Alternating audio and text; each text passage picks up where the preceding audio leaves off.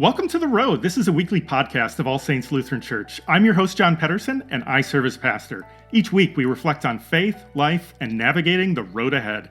The language of journey is common when we think about life. It has its joys and challenges along the way, and we all need a little encouragement and guidance at times to keep us going. There's a word in the Bible, asphalia, which means truth, but it's the same root word we use in English for asphalt, if you can believe that. It's a solid surface that makes travel easier and more assured. And so every week we're going to be exploring elements of faith and life that keep us on the road. Faith isn't about living a perfect life. It's about finding our way, getting through rough spots, but seeking out those great vistas too. You can find my weekly message here, but you'll also find special conversations with guests who have insights on things like wellness, parenting, and living with unique purpose. If you appreciate this podcast, remember to subscribe where possible and share it with a friend. Here's this week's message. Well, the passage that I just read from Matthew chapter 10 is very direct and unapologetic, if you didn't pick up on that. Jesus is making some clear statements to his disciples about what they can expect and what's required to make it as one of his proteges. And to be just as clear about how this kind of passage strikes me, it's definitely one you hear and think, did I just hear that right? Did Jesus just say he didn't come to bring peace but a sword? I mean, I thought those peace on earth cards I sent out at Christmas time were kind of nice. And isn't he supposed to be called the Prince of Peace? And what about this idea of family members being set against each other and warnings about persecution and the need of encouragement not to be afraid? On the surface, it doesn't seem like a great marketing plan or recruiting message. It sounds a little grim, to be honest. Can't you just lighten it up a little bit, Jesus?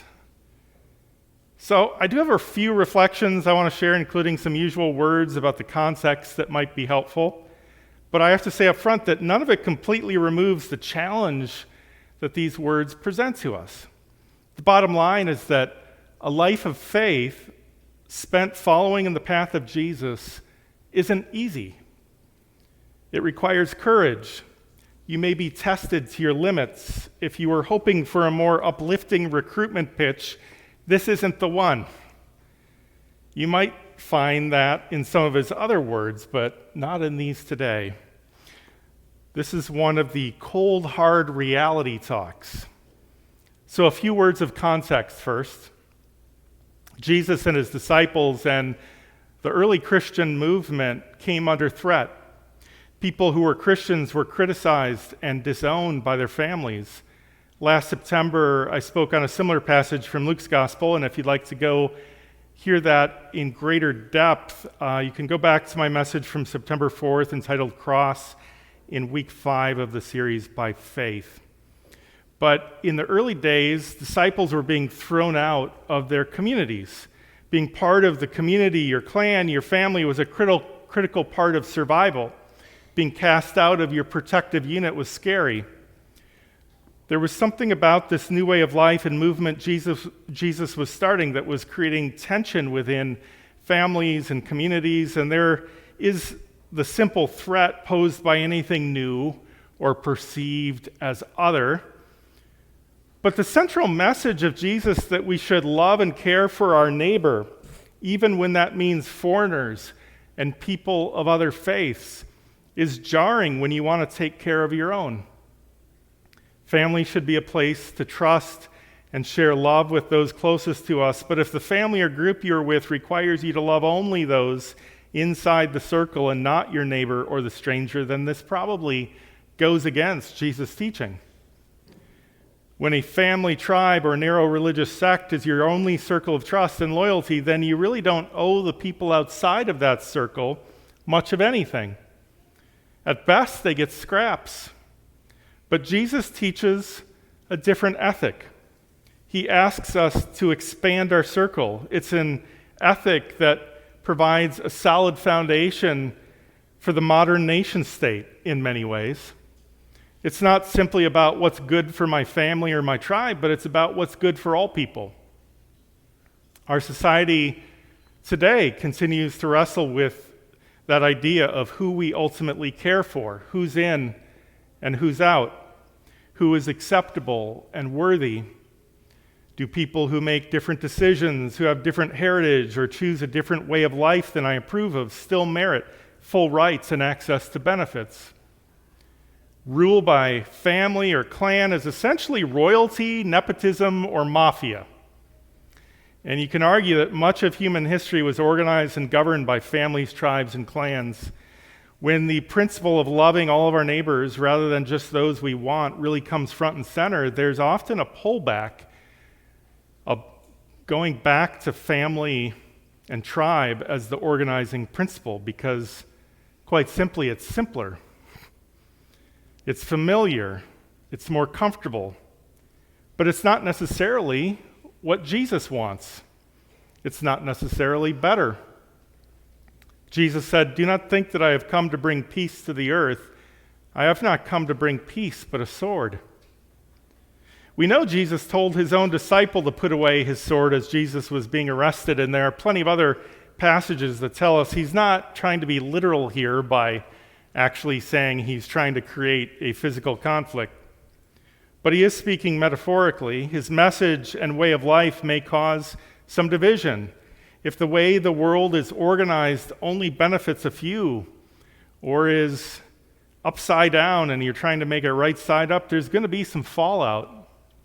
People aren't going to be happy.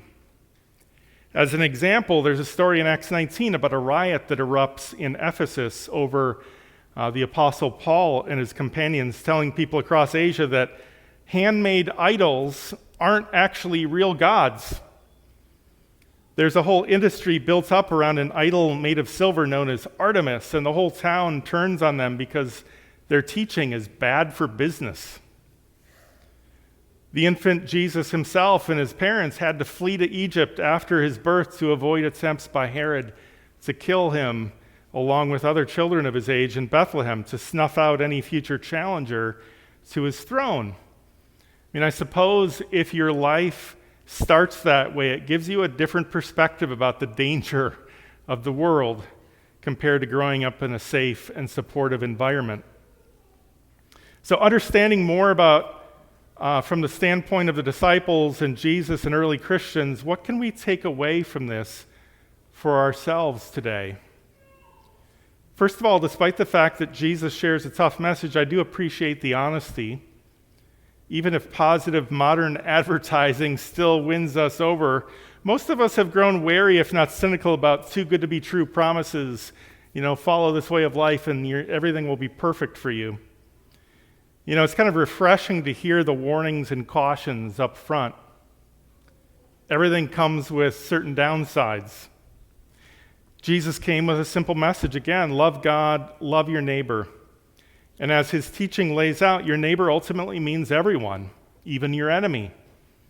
It's a beautiful, transformational message, and that's the upside. As we love our neighbor, we also honor and love God. The downside is there's enough tension packed into that simple but revolutionary teaching alone to see why this has the potential to create some fallout. It sounds beautiful, but it's upsetting and controversial when put into practice. Love someone who does you wrong. Love people who you see as a threat to your way of life, your values. Help people to focus on the stuff that really matters when, if you succeed, it will threaten industries that lie to you or harm people. They're not going to go down without a fight.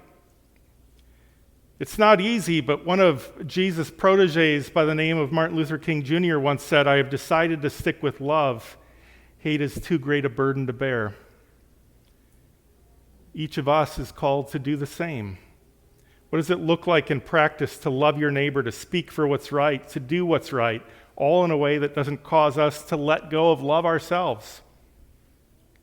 Can those of us who are comfortable love people we don't know well?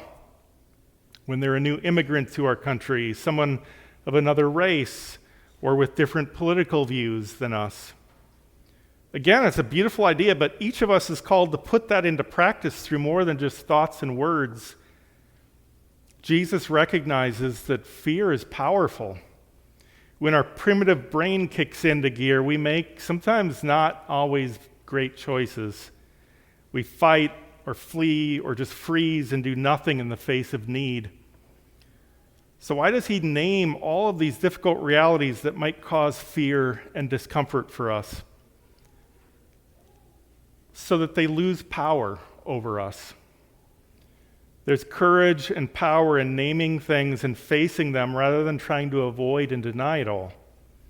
We're called to stand firm in faith. Jesus says, "Whoever does not take up the cross and follow me is not worthy of me. Those who find their life will lose it, and those who lose their life for my sake will find it."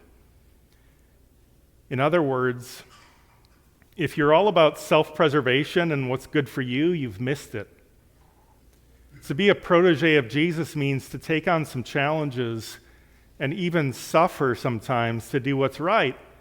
Our self-preservation instincts are really strong. The truth is, we all probably fall short of being selfless far more than we ever succeed in that. But even moments of selflessness still matter. When we do so voluntarily and not out of obligation and for a greater good, as an expression of love and care for others, it's times like that when the kingdom of God breaks through to this world. A ray of God's light shines into our midst. The wisdom and presence of Jesus has the power to move someone from hate to love, from despair to hope, from shame to the acceptance of God's embrace, from indifference to a commitment to loving all of our neighbors, from a mindset of scarcity to one of abundance and generosity, from distress to peace, from isolation to community, from being turned inward to turning outward toward others. Any of these are signs that God's Spirit is breaking through, that Jesus' teaching has been followed, that the love of God reigns and new life is experienced. At times, it takes courage to live into these new mentalities and perspectives. But sometimes the courage or ability to do so comes from outside of us, through the words of Jesus and the presence and power of the Spirit. Jesus lived and died courageously and was raised to new life so that we might be set free from all that holds us back, so that we can live in God's grace and love and be transformed to live generously and graciously toward others. Amen.